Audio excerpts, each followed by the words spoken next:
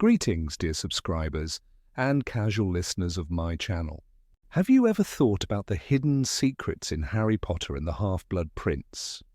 What if the film contains subtle clues that change everything you thought you knew? In today's video, you will discover the hidden meanings and overlooked details that make this movie even more intriguing. Dumbledore's search for the Horcruxes seems almost effortless, but how did he know where to go? The answer is hidden in a single photograph.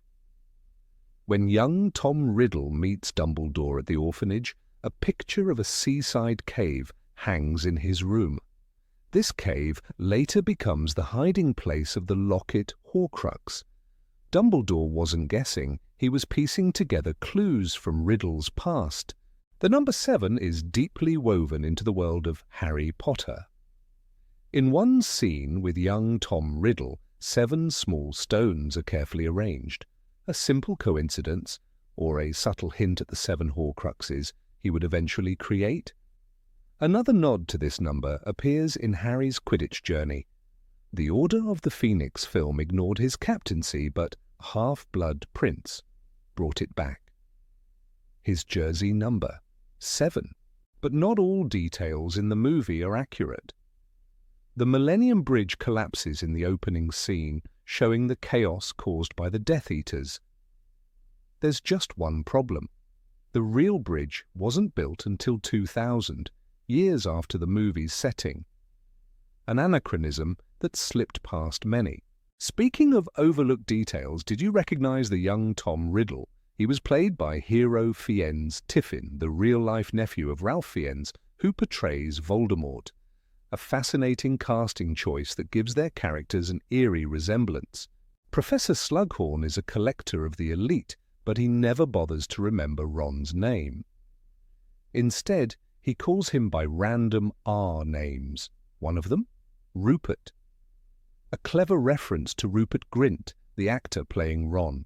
During potions class, Hermione describes the scent of Amortentia, the love potion. She mentions the smell of spearmint toothpaste, but the potion's smoke turns bright orange. Fans believe this is a hidden clue. She wasn't thinking of toothpaste at all. She was thinking of Ron. Slughorn's wardrobe tells its own story. Once a respected professor, now a recluse, his robes are luxurious yet worn out. Look closely and you'll notice the fraying fabric. He clings to his past grandeur, but can no longer maintain it. Even his wand carries meaning. Its tip resembles a slug's head, a subtle nod to his name. One final secret. A future Harry Potter actor makes an unnoticed appearance.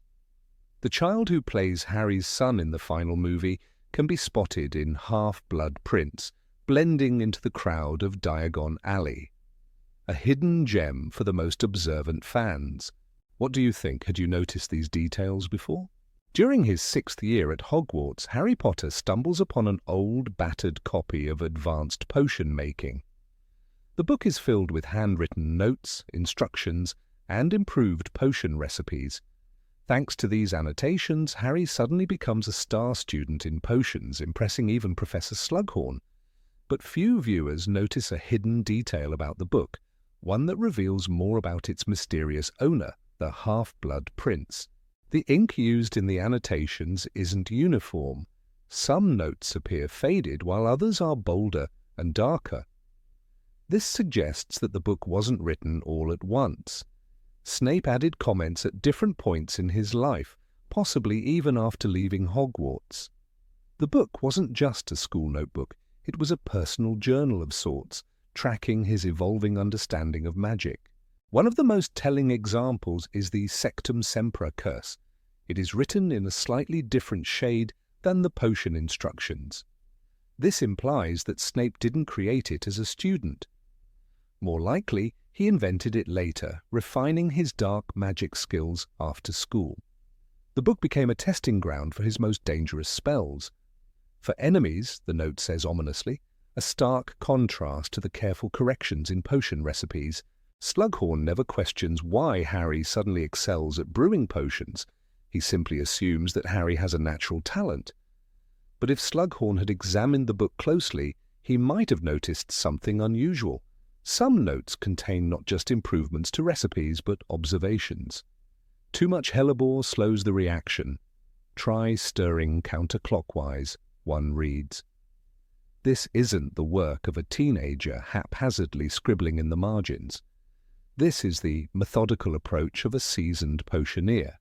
Snape's handwriting also shifts subtly in different parts of the book.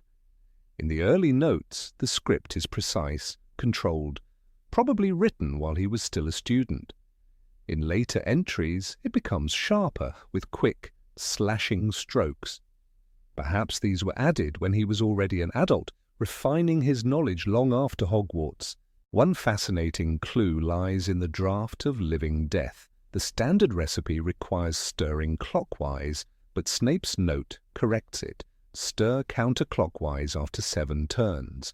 The effect is immediate. Harry, following this advice, outperforms everyone.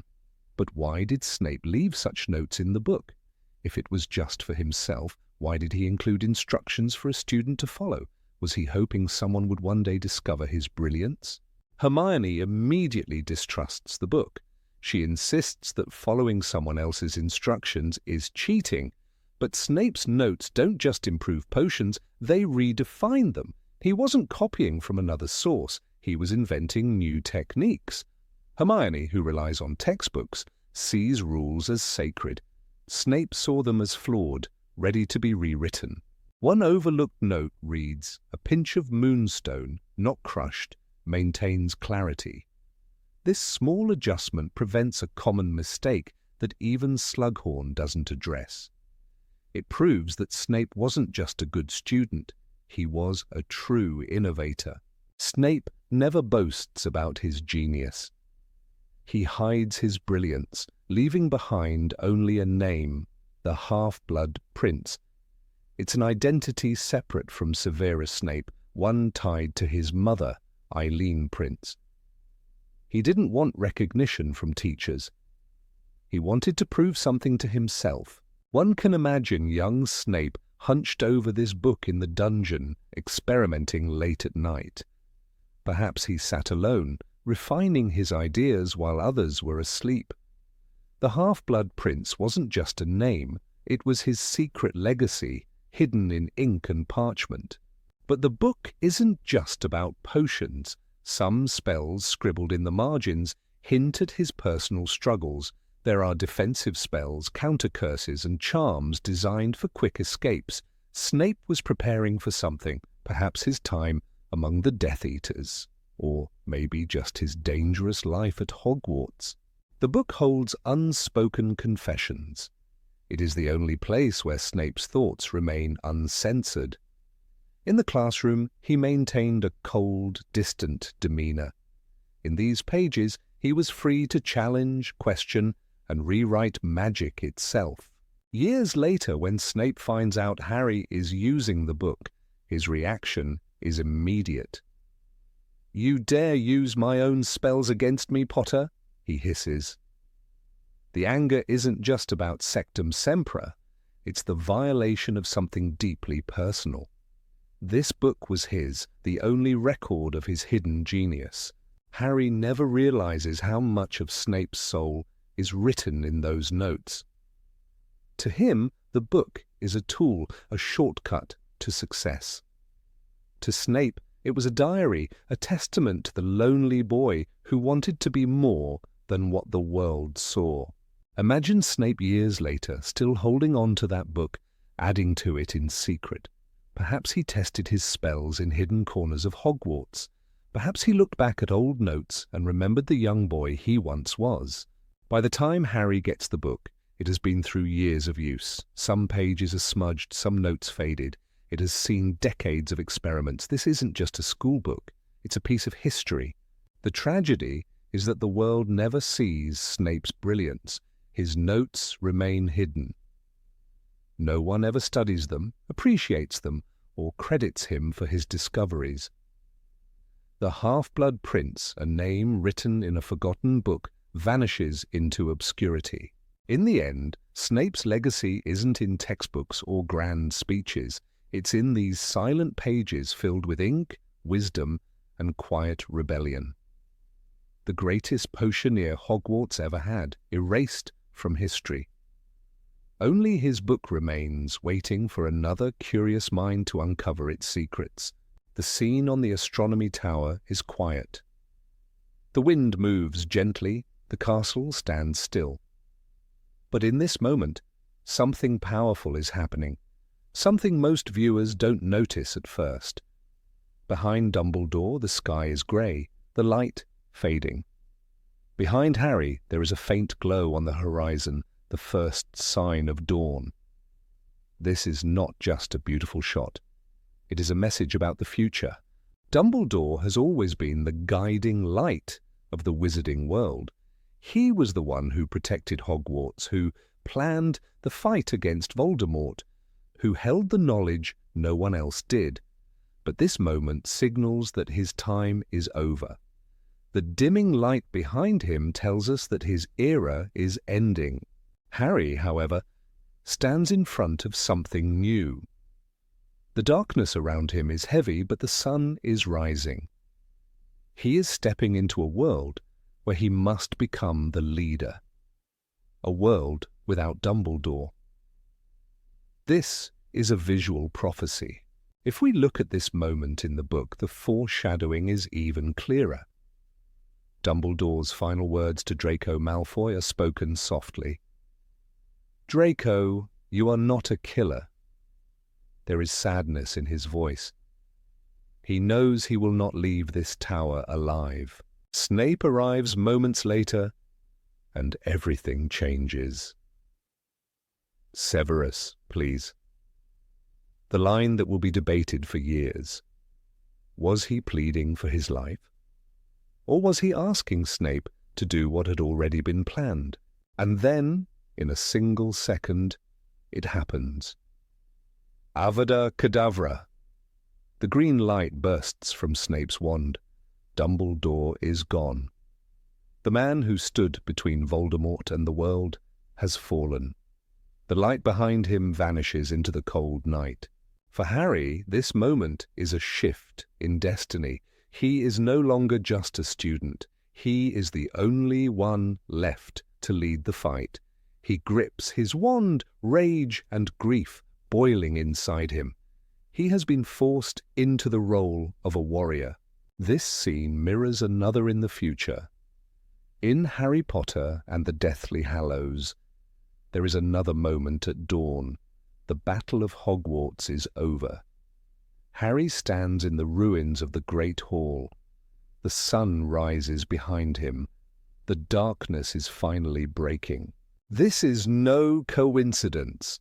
The astronomy tower scene was a warning of what was to come.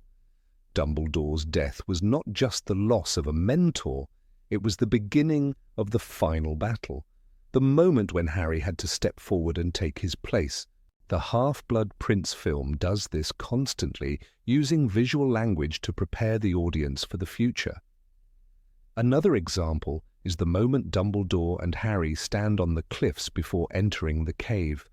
The waves crash violently below. The sky is an eerie grey. The world is shifting, unstable. Dumbledore speaks with quiet certainty. "Once again, I must ask too much of you, Harry." He knows what he is asking. He knows the cost. And yet the sky hints at what he cannot say aloud. This mission will be his last. Inside the cave, as Dumbledore drinks the potion guarding the locket, the firelight flickers around him. The shadows grow, swallowing his face. A visual echo of the darkness waiting for him on the astronomy tower.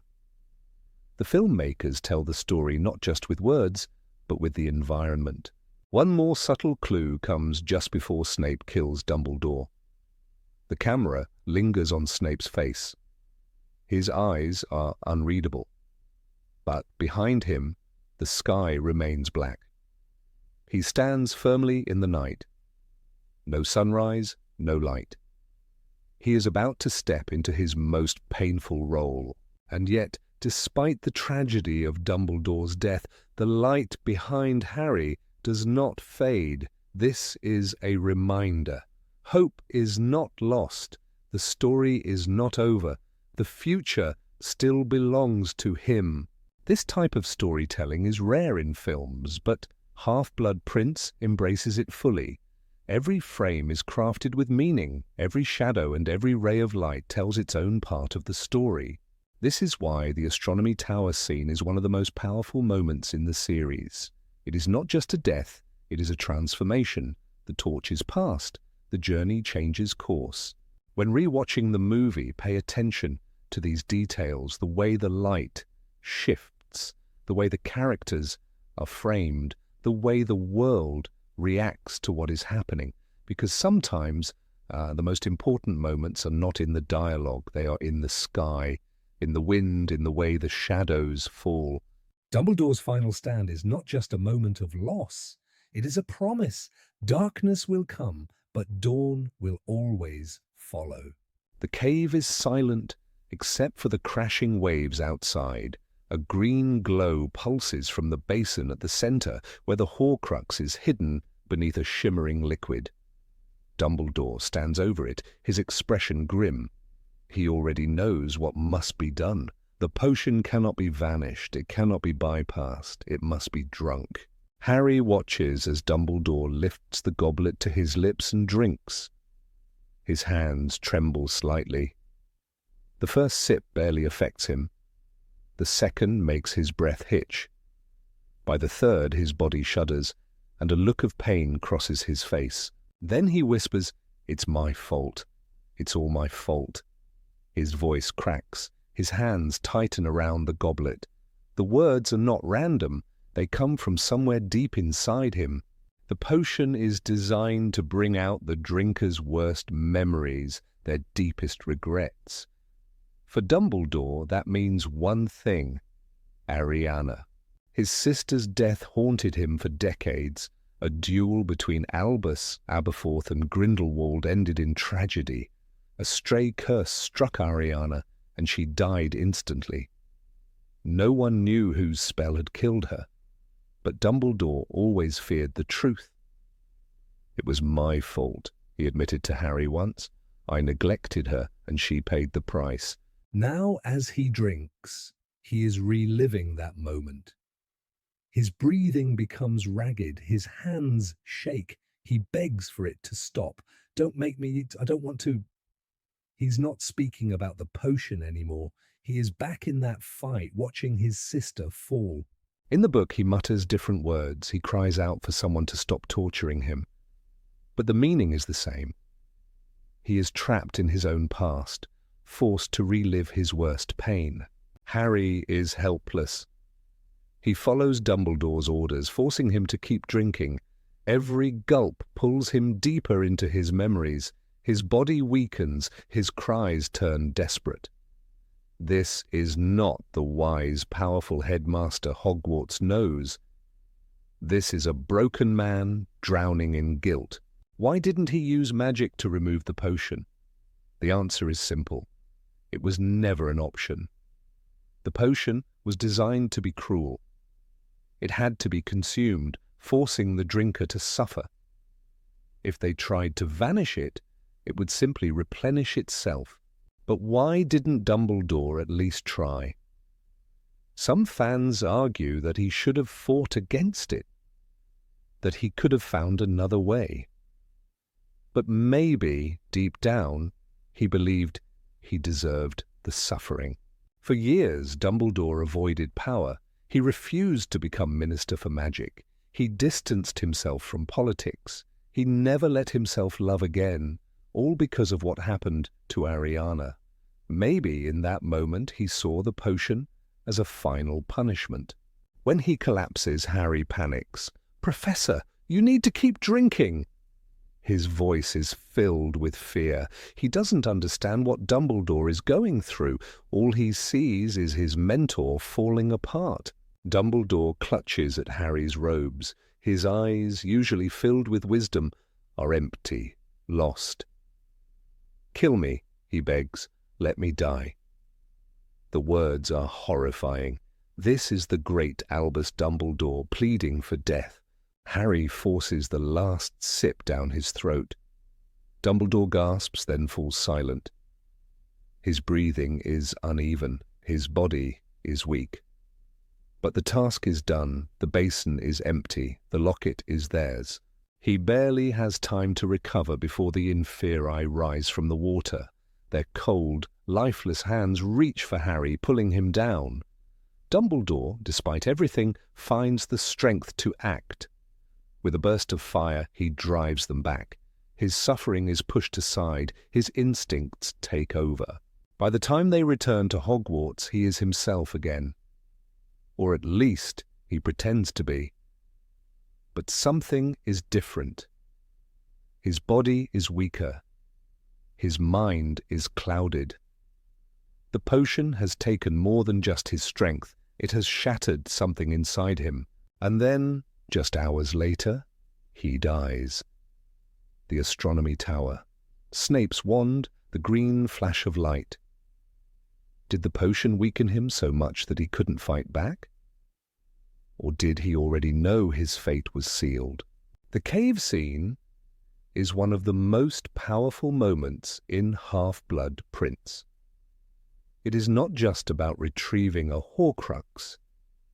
It is about revealing Dumbledore's humanity, his pain, his regrets. The potion didn't just force him to drink, it forced him to remember. And in the end, it may have done something even worse. It made him accept that his time was running out. The Marauder's Map is one of the most powerful magical objects at Hogwarts. It shows every room, every secret passage, and every person in the castle. No matter how well someone hides, the map reveals their footsteps. But there is something strange about it, something most people never notice. After Dumbledore's death, Hogwarts is drowning in grief, but Harry knows the battle isn't over. He pulls out the Marauder's Map, searching for Draco Malfoy. He hasn't seen him in hours, but he knows Draco is still in the castle. His eyes scan the parchment, following the tiny moving names, and then he sees it, Draco Malfoy, alone inside the room of requirement. The map reveals his location, even though the room is supposed to be untrackable. In the film, this moment is skipped, but in the book it is a crucial detail. The room of requirement should be hidden from the map. No spell should be able to track someone inside, and yet somehow the Marauder's Map does. This raises a disturbing question. How? How did the map show something it wasn't supposed to? Some fans believe the map holds secrets that even its creators, Moony, Wormtail, Padfoot, and Prongs, never fully understood. James Potter, Sirius Black, Remus Lupin, and Peter Pettigrew were brilliant, but they were still students. They created the map using their knowledge of Hogwarts. But what if the castle itself interfered? Looking closely at the original map in the films, there are strange symbols drawn along the edges. They do not resemble ordinary Hogwarts passages. Some appear as circles, others as runes. They are never explained. What if these symbols are not decorations? What if they are warnings? One theory suggests that the Marauder's Map is not a simple tracking tool. It might be tied to the ancient magic of Hogwarts itself. Certain areas, like the Chamber of Secrets and the Room of Requirement, are meant to be hidden. The map should not be able to find them, and yet it does. The most unsettling detail is that the Room of Requirement does not always appear on the map. This means the map does not control the information it reveals. It only shows what Hogwarts allows it to. Could the castle itself be influencing the map? Was it allowing Harry to find Draco? Another mystery lies in the blank spaces. Some parts of the map are marked with faint, faded ink, symbols and markings that do not seem to correspond to any known passageways. Some fans believe these are remnants of something older, places that Hogwarts does not want anyone to find. There is also an odd quirk to the map. It can track animagy. When Peter Pettigrew was disguised as Scabbers, the map showed his real name. This magic is incredibly advanced. It suggests that the map doesn't just see people, it sees the truth. If the map is powerful enough to recognize animagi, could it also recognize illusions? Could it see through magical enchantments that even Dumbledore could not? Another bizarre moment occurs in The Prisoner of Azkaban. When Snape tries to read the map, it insults him. This is funny, but it raises a deeper question. How does the map recognize who is holding it? How does it know who is worthy of using it? This supports the idea that the map has intelligence, that it is more than just a piece of parchment, that it decides what to reveal and what to hide. The Marauders never mentioned placing restrictions on the map, but perhaps they didn't need to. Perhaps Hogwarts itself did. There is one final chilling thought. If the map has the power to conceal secrets, then what else is it hiding? What names have appeared on the map that no one ever noticed? It is possible that some things at Hogwarts are meant to stay hidden, and maybe, just maybe, the Marauders' map knows why. Dumbledore holds the ring between his fingers. The black stone glints in the dim light of his office. Harry watches, unaware of the true significance of what he's seeing. The ring once belonged to Marvolo Gaunt, Voldemort's grandfather. But there's something more, a detail most viewers miss at first glance. Etched into the gold is a symbol, a triangle, a circle, a line, the mark of the Deathly Hallows. This is no ordinary ring. It is not just a Horcrux, it is something far older, far more powerful. The film treats the ring as just another cursed object.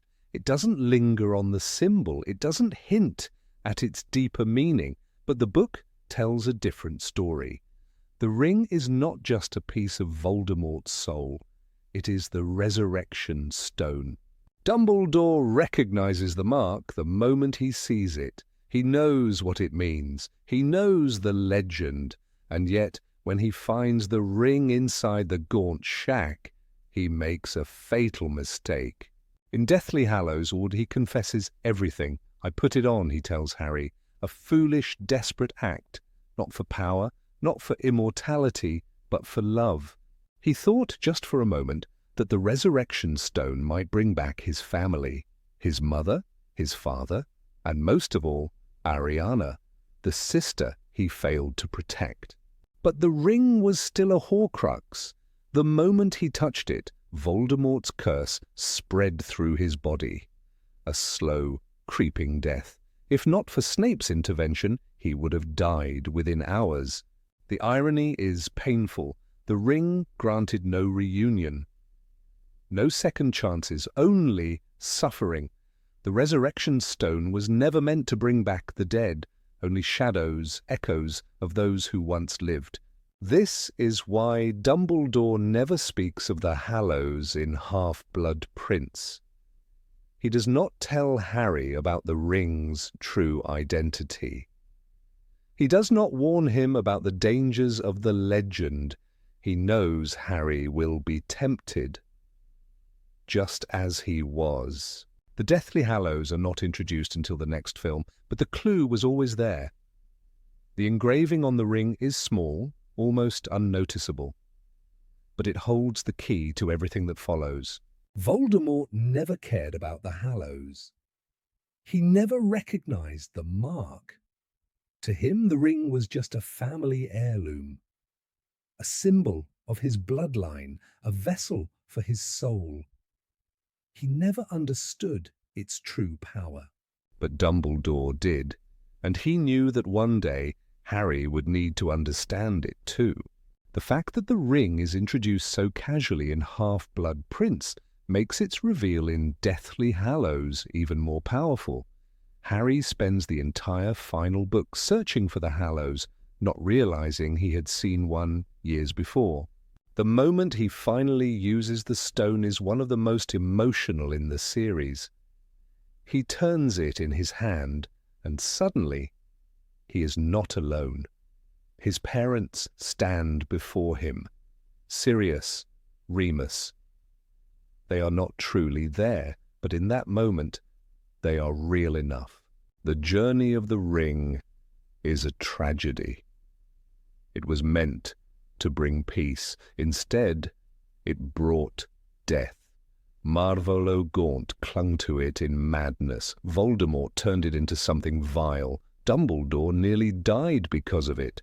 And yet in the end it serves its purpose, not as a weapon, not as a tool of power, but as a final gift to a boy who was walking toward his own death. The engraving on the ring was always there. The secret was in plain sight, but only those who truly understood the Hallows could see it for what it was. The night is thick with chaos. Spells crackle through the air. Death Eaters race through the halls of Hogwarts, leaving destruction in their wake. But nothing is louder than the silence after the killing curse. Dumbledore is gone. His body lies motionless at the foot of the astronomy tower. And Severus Snape runs. Harry is right behind him. His mind is screaming, his blood boiling. He wants revenge. His mentor, his last great protector, has just been murdered, and the killer is right in front of him. Harry raises his wand. Stupefy! The spell shoots forward, but it never lands. Snape flicks his wrist, deflecting it effortlessly. His face is unreadable. Harry doesn't stop. Fight me! He yells. Coward! He hurls another spell, another deflection, another cold, calculated movement. Snape refuses to attack. The Death Eaters ahead of them are still cursing and blasting their way through the castle, but Snape does none of that. He doesn't turn his wand on Harry. He only blocks. He only defends. Then Harry says the words that push him over the edge. Traitor! For the first time, Snape's mask cracks. His face twists, his jaw tightens. But when Harry calls him a coward, something inside him snaps. Don't call me a coward! His voice is raw, loud, almost unhinged. This isn't anger, this is pain. This is a man who has lost everything in a single night. Snape could have just left.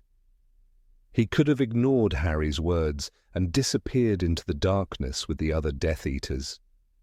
But he stops. He turns. He lets that moment consume him. This is the moment he realizes what his life has become. He has just killed the only man who ever trusted him. He has fulfilled a promise that now feels like a curse. Dumbledore asked him to do this. Severus, please. Those were his final words. Snape knew what they meant. He knew it wasn't a plea for mercy. It was a command. But the world doesn't know that. The world sees only a murderer. The world sees a man who betrayed his closest ally. And now, in Harry's eyes, he is the ultimate villain. The rage in his voice when he screams at Harry is not about the insult, it is about the truth. He isn't a coward. He is the bravest man in the castle, but no one will ever see it. He could have explained himself. He could have told Harry everything in that moment, but he doesn't, because he can't, because the mission isn't over. Instead, he pushes forward. He keeps blocking Harry's attacks, but he never raises his wand against him. Even when Bellatrix is destroying everything in her path, laughing as she casts the dark mark into the sky, Snape remains controlled. His final act before leaving the castle is one last lesson.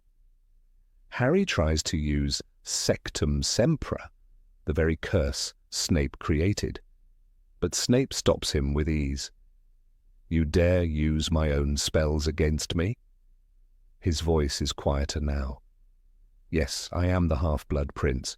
It is not a confession. It is a reminder, a warning, a message that one day Harry will understand. And then Snape is gone, swallowed by the night, forced into the role of a villain until the very end. But in that single moment when he yells at Harry, we see the truth. He isn't angry at being called a coward. He is angry that for the rest of his life he will have to live as one. The house is a wreck. Furniture is overturned. Books are scattered. The scent of dragon blood lingers in the air, coming from a spilled bottle near the fireplace. The place looks abandoned, but Dumbledore knows better. He steps inside with quiet confidence, his blue eyes sweeping over the destruction. Harry follows, his wand gripped tightly. They are here for one reason: to find Horace Slughorn. There is a soft rustling. A chair leg twitches, a pile of cushions shifts slightly, and then with a resigned sigh Slughorn reveals himself, unravelling from his hiding place like a defeated soldier surrendering after a lost battle. Dumbledore greets him warmly, as if he hasn't just found a man cowering under a magically altered couch. Slughorn straightens his robes, trying to regain some dignity. He forces a chuckle. "I had to be sure it was you, Albus." Harry watches this exchange, confused. Slughorn is clearly powerful. He was able to disguise himself and his home with impressive magic.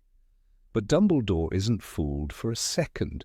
Then something odd happens. Dumbledore, mid-conversation, steps back toward the entrance. His hand reaches behind him. His fingers curl around the edge of the door. And then, with the smallest movement, he pushes it shut. It seems like a simple act of courtesy. But something shifts in the room. The wood of the door glows faintly. The cracks in the frame seal themselves. The hinges, which had been barely hanging on, repair in an instant. Harry barely notices. Slughorn doesn't react, but in that moment, something important has just happened. Dumbledore could have forced his way in from the beginning. He didn't. He could have commanded Slughorn's attention with power. He didn't. Instead, he waited. He let Slughorn choose to reveal himself. And now, with a single touch, he undoes the destruction, not because he needs to, but because he respects the man who caused it. Slughorn had been running, not just from Death Eaters, but from his own guilt. He had given young Tom Riddle the knowledge that led to the creation of Horcruxes. He had let himself believe it was harmless academic curiosity. But deep down, he knew better. Dumbledore understands this. That's why he doesn't pressure Slughorn. He doesn't use force. He uses kindness, a soft voice, a warm smile, and a silent act of repair. This is the difference between Dumbledore and Voldemort. Voldemort demands loyalty through fear. Dumbledore inspires it through trust. The closing of the door is more than just a spell. It is a message. A reminder to Slughorn that broken things can be mended, that mistakes do not have to define a person forever. Slughorn, for all his faults, is not a bad man. He is vain, he is selfish, but he is not cruel. Dumbledore knows this. That's why he never raises his voice. That's why he never scolds. Instead, he invites Slughorn back into the world, into the fight, and Slughorn, despite his reluctance, will eventually say yes. This is the brilliance of Dumbledore. He does not recruit people. He makes them want to stand by his side. The door could have remained broken.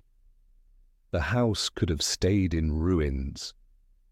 But Dumbledore's magic does what words cannot. It restores what was lost. Slughorn watches him carefully. Something shifts in his eyes. He isn't ready to help yet, but something in him has already begun to change. Harry doesn't understand this moment fully. Not yet. He is too focused on Slughorn's answer. Too focused on the mission. But later, when he looks back, he will realize what truly happened that night. Dumbledore didn't just ask for help. He showed Slughorn that even the most damaged things can be made whole again. And sometimes all it takes is closing a door.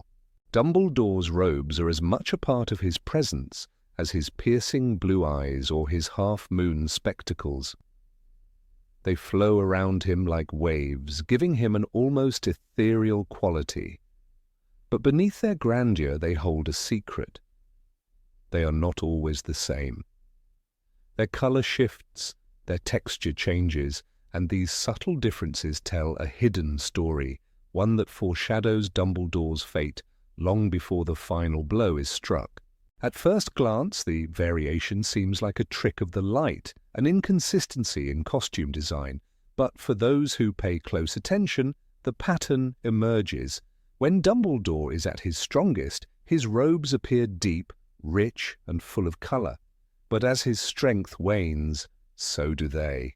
Slowly, over the course of Half-Blood Prince, his robes lose their vibrancy, growing paler, duller, more lifeless, just like the man who wears them. One of the clearest examples comes in the opening scene when Dumbledore arrives at Privet Drive to meet Harry. He is standing in the dim glow of the street lamps, his cloak a striking shade of deep midnight blue. The fabric moves lightly with his steps, exuding an energy that makes it clear this is a man in control. He lifts his wand, and with the simplest of flicks, the streetlights vanish into the tip. There is an ease in his movements, a quiet confidence in his voice. At this moment, he is still at the peak of his abilities. Contrast this to his final moments on the astronomy tower. There, his robes are almost colorless, blending into the moonlit night. The once regal fabric now looks heavy, as if it is weighing him down. His shoulders slump ever so slightly, his normally bright eyes clouded with exhaustion. He still stands tall, but there is something undeniably different. The energy that once radiated from him is gone. His body may be upright, but his spirit is already fading. This change doesn't happen suddenly. It is gradual, almost imperceptible at first. In every scene throughout Half-Blood Prince, his robes are just a shade lighter than before, just a little less vibrant. It begins subtly, hardly noticeable when he first appears at Slughorn's house. His cloak still carries its deep hues, but something about it seems softer, less defined. The moment in Slughorn's house is another key example of how his robes reflect his condition. When he first enters, they still hold a degree of their former richness, but as he settles into conversation, speaking of memories long buried, something about them seems to shift. He is no longer the all-powerful headmaster. He is an old man coaxing a reluctant friend into revealing painful secrets. The moment he places his hand on Slughorn's shoulder, we see it clearly. His robes no longer shine the way they used to. They look worn like fabric that has seen too much time. The decline accelerates after he puts on Marvel O'Gaunt's ring. This is the moment his fate is sealed. The ring carries a deadly curse, one designed to kill any who dare wear it. Dumbledore, despite all his wisdom, makes a fatal mistake. He slips it onto his finger, lured by the promise of the resurrection stone, the hope that he might see his lost family again. The curse attacks instantly, spreading like wildfire through his body. Snape is able to contain it, but the damage is done. From that point forward, the difference in his robes is undeniable. The deep blues and purples give way to lighter, washed-out shades. By the time he takes Harry to the cave, his cloak is nearly silver. It clings to him as he walks along the jagged rocks, his steps slower than usual. The fabric no longer moves as freely. It almost looks stiff, lifeless, mirroring the curse inside him. Then comes the moment in the cave. This is where the transformation reaches its peak. As Dumbledore drinks the cursed potion guarding the Horcrux, we see him collapse, shaking, muttering words of regret and suffering. "It's my fault. Oh, it's all my fault," he gasps, reliving the worst moments of his life. His strength, once so unshakable, is now fragile. His hands tremble, his breath is shallow, and his robes, his once magnificent robes, seem duller than ever. They no longer reflect power, they reflect pain. When he conjures the fire to drive away the inferi, there is a brief return of brilliance. The flames dance across his cloak, making it seem vibrant again, if only for a moment. But it's an illusion. When the fire fades, so does the illusion of strength.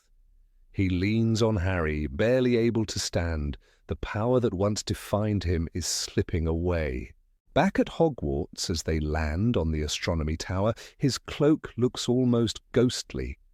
The silver undertones are stark in the moonlight. He stands there, knowing this is the end. The curse, the potion, the years of carrying burdens too great for one man. They have all taken their toll. He no longer looks like the unshakable protector of Hogwarts.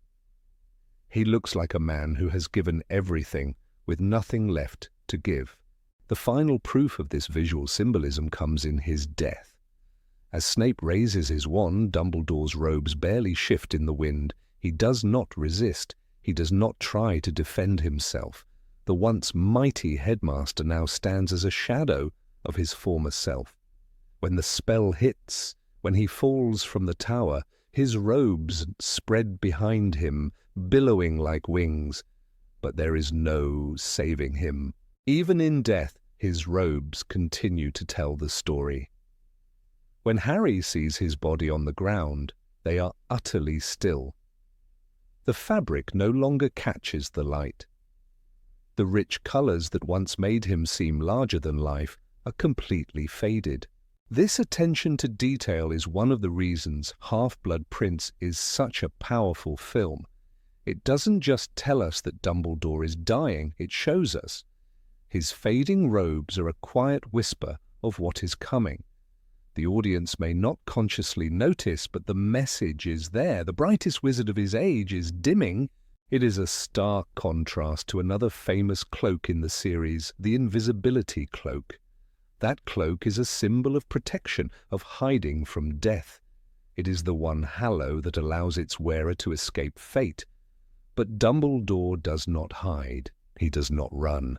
His cloak does not conceal him. It reveals the truth that no one, not even the greatest wizard, can escape the passage of time. The shifting colours of his robes may be a small detail, but they hold immense weight.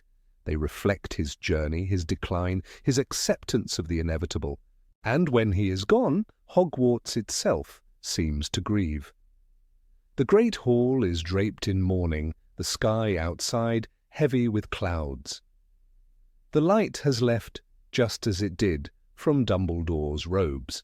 A lesser film might have made his death dramatic, loud, full of grand gestures, but Half-Blood Prince tells the story through subtlety, through small, quiet details, through the fabric of a cloak that once belonged to the greatest wizard of them all, now nothing more than empty cloth on the ground.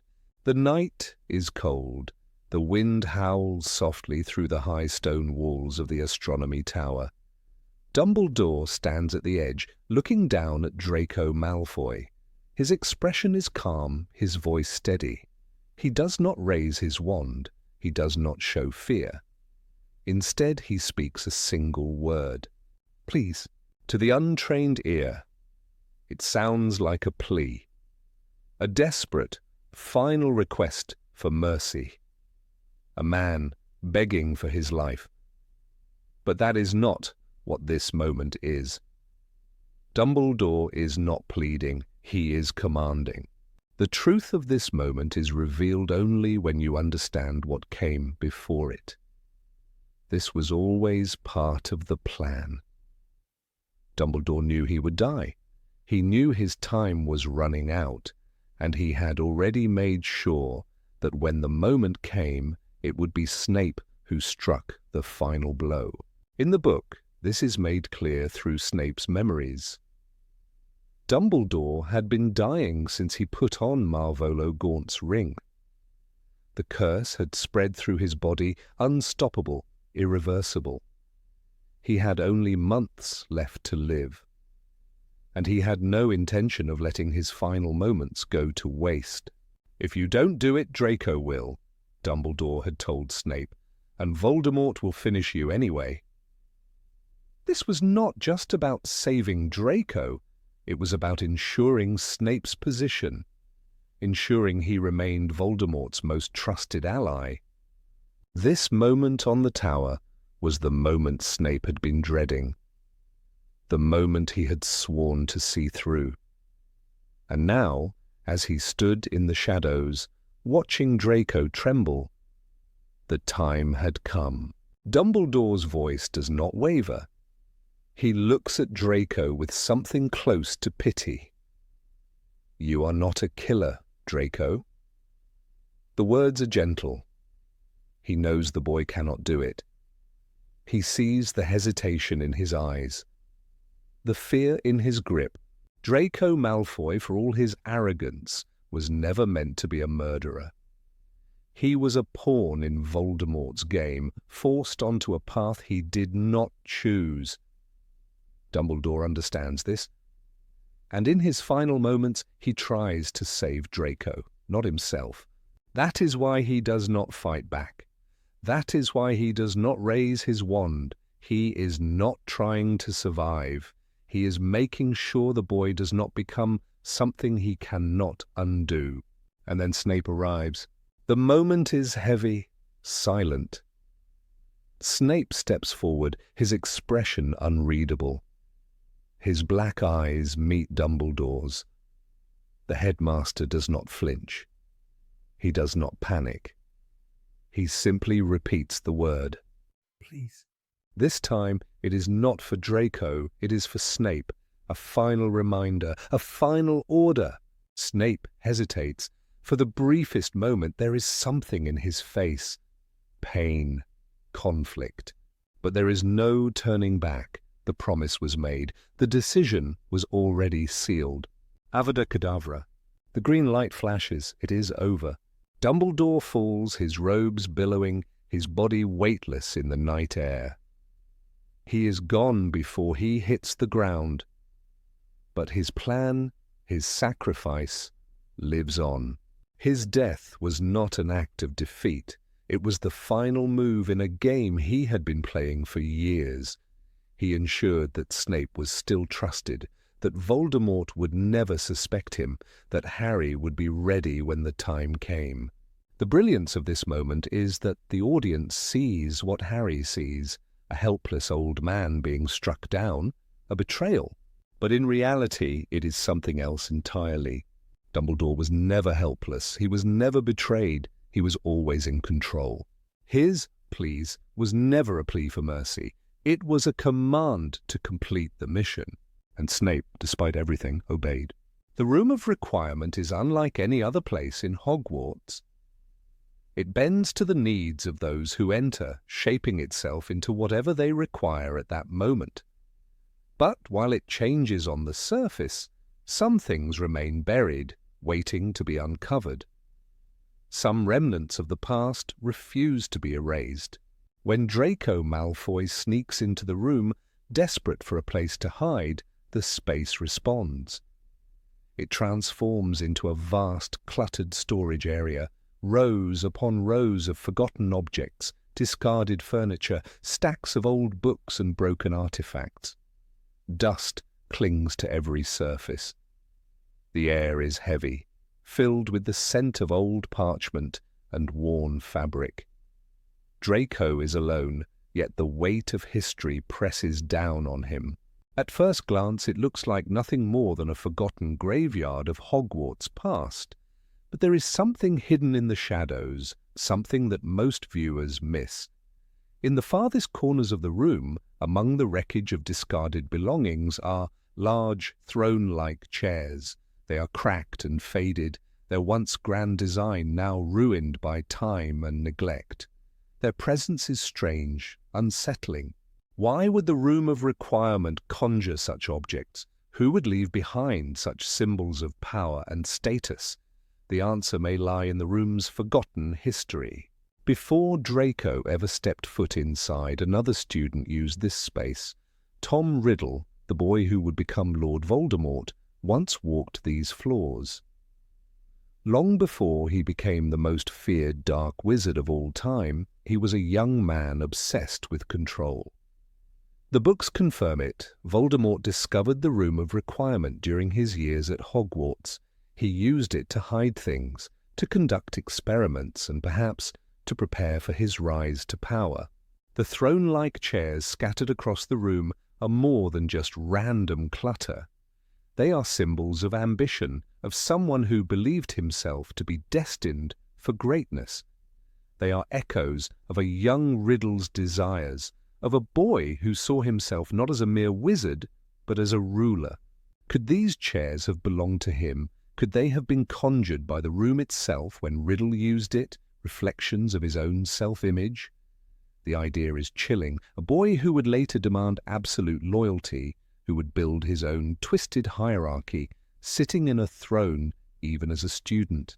And now, decades later, Draco Malfoy unknowingly finds himself in the same space, surrounded by remnants of the Dark Lord's past. It is a cruel irony. Draco, who spent his life idolizing Voldemort, now hides in the very room that once served as his predecessor's sanctuary. Draco does not notice the thrones. He does not stop to wonder about the meaning of the objects around him.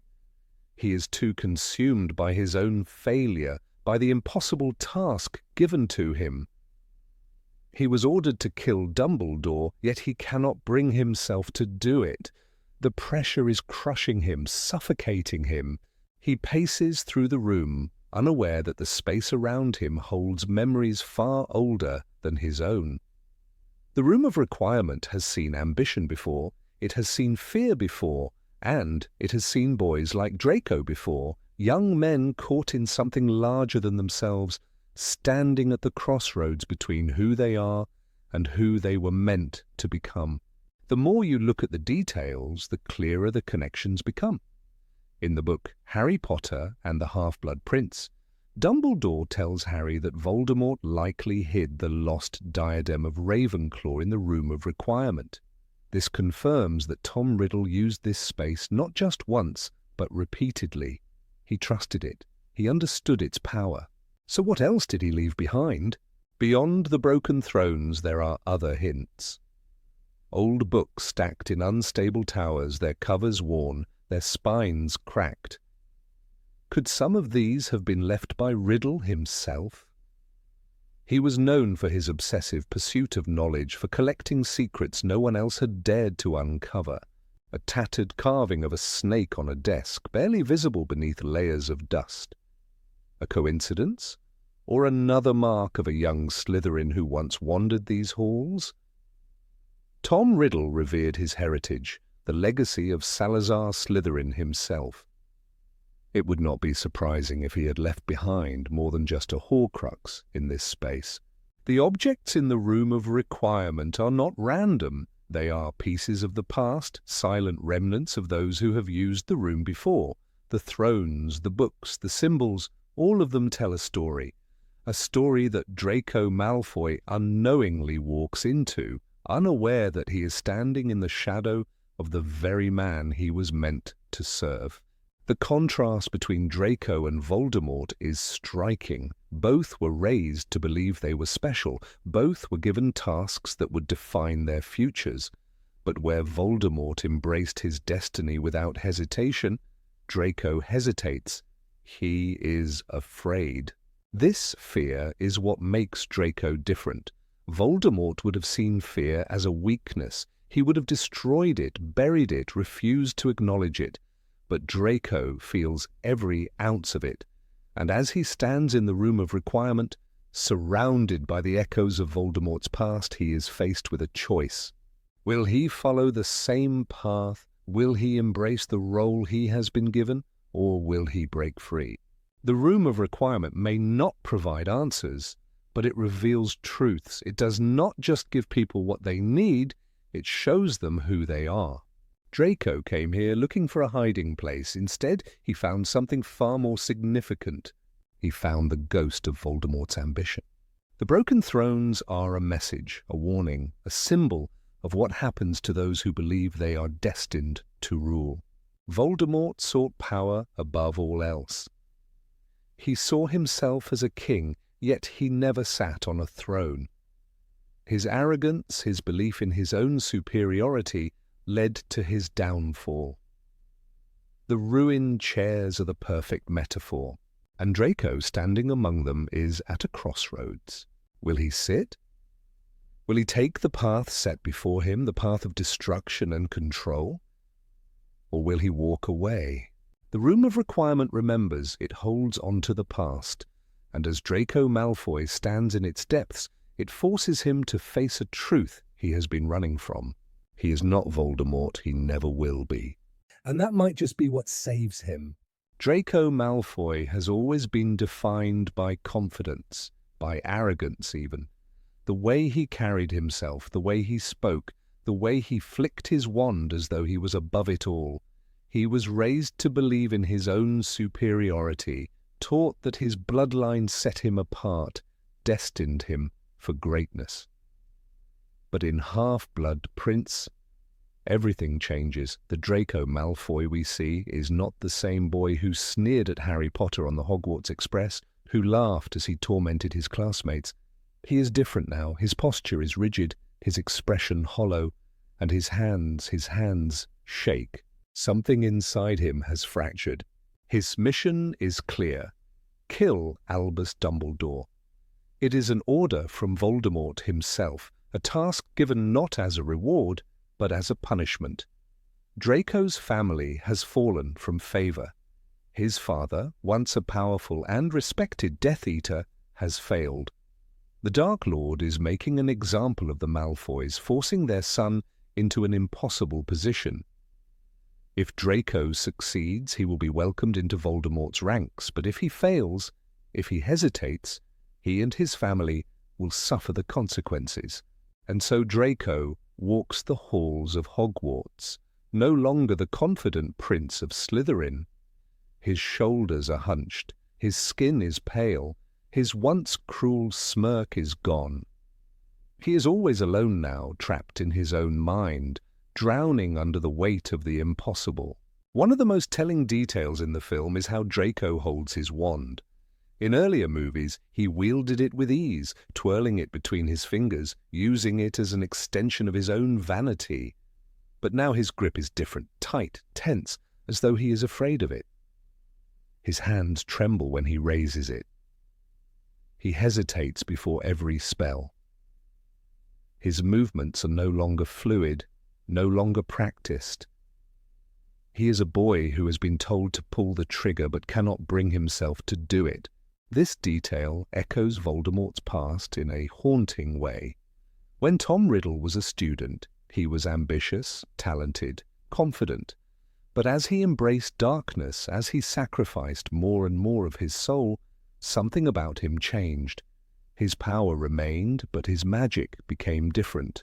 No longer precise, no longer refined. He became a creature of fear, of instinct, lashing out rather than strategizing. Draco is walking that same path. He was always proud, always eager to prove himself.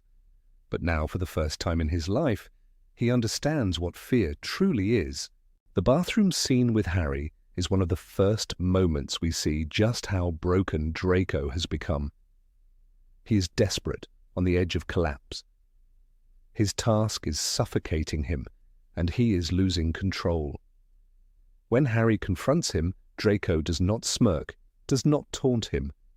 His face is pale, his eyes filled with something almost like panic. When he raises his wand, his hand is shaking, his breath is uneven. He does not look like a boy about to attack. He looks like a boy on the verge of breaking. Harry, battle-hardened by years of survival, reacts instantly. He does not hesitate. He casts Sectum Sempra without knowing what it will do, without realizing the damage it will cause. Blood. It soaks Draco's robes, splashes onto the bathroom floor. The boy, who had always held himself above others, is now crumpled, gasping, clutching his chest as life seeps out of him. Harry freezes, horrified by what he has done. He did not mean to hurt Draco like this. He did not expect this. And in that moment, Draco looks truly small, no longer an enemy, no longer a rival, just a scared boy who never should have been in this position to begin with. Snape arrives, saving him, but the damage is done. Draco's life was already falling apart, but this moment cements it. He is not a killer. He is not ready for the world Voldemort has thrown him into. Then comes the moment that defines everything, the astronomy tower. Dumbledore stands at the edge, weakened, barely able to hold himself up. Draco is in control now. He has the wand. He has the power. He can complete his task, fulfill his duty. But he doesn't. His hands shake again. His breathing is uneven. You are not a killer, Draco. Dumbledore's voice is soft, almost pitying. Draco's lip trembles. This is his test, the moment Voldemort has been waiting for. If Draco were truly like Tom Riddle, he would have done it without hesitation. He would have relished the power, the control. He would have smiled as he watched Dumbledore fall. But Draco is not Voldemort. His father raised him to believe in power, in blood purity, in status. But he never raised him to be a murderer. And now, standing here, Draco realizes the truth. He cannot do this. He lowers his wand slightly. His grip loosens. His shoulders shake. Dumbledore does not look afraid. He knew this would happen. He knew Draco was never going to be able to do it. But then footsteps. Snape. Draco exhales shakily.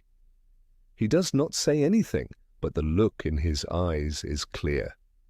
He wants Snape to do it. He needs Snape to do it. He cannot bear this weight any longer. Snape raises his wand. He does not hesitate. Avada Kedavra. The green light flashes. Dumbledore is gone. Draco stumbles back, his eyes wide, his mouth slightly open. He does not look triumphant. He does not look relieved. He looks shattered. As he flees the castle alongside the Death Eaters, his steps are hurried but uncertain. He does not fit in among them. They march forward with purpose, while Draco looks like a boy lost in a nightmare. Voldemort was given the same choices once. He, too, had the chance to hesitate. But where Draco faltered, Voldemort did not. He embraced the darkness. He chose to kill, to manipulate, to tear apart anyone who stood in his way. Draco had the chance to become Voldemort, but he did not take it. And that is what saves him. The rest of his life will be haunted by these moments. He will always wonder what might have happened if he had made different choices. But he will also know, deep down, that this was the moment he stepped off the path Voldemort had carved for him. In the end, Draco Malfoy did not become the monster he was supposed to be. He remained human. The Great Hall is silent. The air is thick with shock, disbelief, and grief. The news has spread. Dumbledore is dead. The greatest wizard of the age, the man who protected Hogwarts, the man who stood against Voldemort, is gone. But in one corner of the hall, there is movement. The Slytherin table is not as silent as the others. Some students exchange glances, some whisper, and some are smiling. It is a chilling sight. As the rest of the school mourns, there are those who see this as a victory. A step toward a new world. A world where the Dark Lord reigns. Pansy Parkinson leans toward her friends, her lips curling into something like satisfaction. "I told you," she murmurs. "I told you this would happen." Blaise Zabini smirks. "The old man had it coming," he says, his voice low. Others nod. Some laugh quietly. They don't weep for Dumbledore. To them, he was an obstacle, a man who stood in the way of what their parents whispered about at home: Voldemort's return, the rise of pureblood supremacy. But look closer. Not all Slytherins are celebrating. Theodore Nott stares at the table, silent. He grips his fork, but his hands are tense. He doesn't join in the laughter. He doesn't speak. Daphne Greengrass glances at the entrance, as if waiting for someone to say this is all a mistake. Her shoulders are stiff, and her lips are pressed into a thin line. Even Draco Malfoy, the one who had been ordered to kill Dumbledore, is nowhere to be seen. If he were here, would he be celebrating? No? Because this is not a victory, this is a moment of fear, of uncertainty. Not every Slytherin who smirks truly feels joy. Some of them are acting, playing the role expected of them. Their parents are Death Eaters. Their homes are filled with talk of blood purity and power. They were raised to see Voldemort as the future, but they are still children, and some of them for the first time are realizing what that future actually means. The presence of Death Eaters inside Hogwarts is a sign that things are changing. And not all Slytherins are ready for that change. Vincent Crabbe and Gregory Goyle sit beside each other, laughing, but there is something off about it. The way Crabbe's eyes dart toward the professors. The way Goyle keeps glancing at the doors. It is nervous laughter, the kind that covers up unease. Because deep down, even they understand that the death of Albus Dumbledore does not mean safety, it means war. And war does not care about blood status. For some Slytherins, this is a moment of triumph. For others, it is a warning. The older students, 6th and 7th years, exchange quiet words. Some of them are already planning their next steps. Should they leave Hogwarts? Should they stay? The lines between good and evil have been drawn, and now they must choose. In Deathly Hallows, division becomes even clearer. Some Slytherins willingly fight for Voldemort, others flee. Some are forced into it by their families, too afraid to resist. And some, like Narcissa Malfoy, make a choice that changes everything. This moment in Half-Blood Prince foreshadows what is to come. It shows that Slytherin House is not made up of villains. It is made up of individuals, some cruel, some weak, some afraid. The smirks and whispers at the Slytherin table are not just about Dumbledore's death. They are about survival, about loyalty, about fear. And in the end, not all of them will stand with the Dark Lord. Not all of them will choose the winning side. And some, perhaps more than anyone expected, will regret ever believing in him at all. Hogwarts has always been more than just a school. It is a sanctuary, a home, a fortress of magic and wonder. For generations it has been a symbol of safety, of learning, of unity. No matter how dark the world became, no matter what threats loomed beyond its gates, Hogwarts stood, unbroken, untouched. Until now. The final scene of Half-Blood Prince lingers on the castle, but it does not feel the same. The astronomy tower, once a place of knowledge and quiet reflection, is now a ruin. The very place where Dumbledore once stood, guiding generations of students, is shattered. It is not just stone and brick that have fallen, it is the illusion of safety. For 6 years, Hogwarts has been the one place Voldemort could not touch. Here, Harry was protected. Here, students could learn without fear. Even when danger crept closer, even when the Chamber of Secrets opened, even when Dementors patrolled the grounds, the school itself remained strong. Now, for the first time, it has been scarred. This is a visual metaphor, one that speaks louder than words. Dumbledore was Hogwarts' shield, its protector. With him gone, the walls feel thinner. The magic that kept the darkness at bay is weaker. But look closer. The castle is not gone.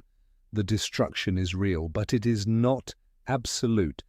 Yes, the astronomy tower has fallen, but the Great Hall still stands. The Gryffindor Tower, the Slytherin dungeon, the endless staircases, they are still here. Hogwarts may be wounded, but it is not defeated. And neither are its people. Harry, Hermione, and Ron stand together, looking out at the broken tower. They do not speak. They do not need to. The weight of what has happened is in their eyes, but they do not run, they do not break. This moment is preparing the audience for what comes next. Deathly Hallows will show Hogwarts as a battlefield, its very halls shaking under the weight of war. But even in destruction, it will stand. There is a lesson in this. Voldemort believes power comes from destruction. He believes that fear is the greatest weapon, that when people lose their leaders, when their strongholds crumble, they will surrender. But Hogwarts teaches something else. Strength is not in walls or towers. Strength is in those who refuse to fall. McGonagall, Flitwick and Slughorn will remain. Neville, Luna and Ginny will stand. The students who once only learned spells will now use them to fight. Hogwarts is more than its towers, more than its classrooms. It is a symbol. And symbols do not die so easily. The destruction of the astronomy tower is not just an ending, it is a beginning, a promise that the war has come home, but so has the resistance. Voldemort may think that breaking Hogwarts will break its people, but he is wrong, because Hogwarts does not belong to him, it never has, and soon he will learn that it never will.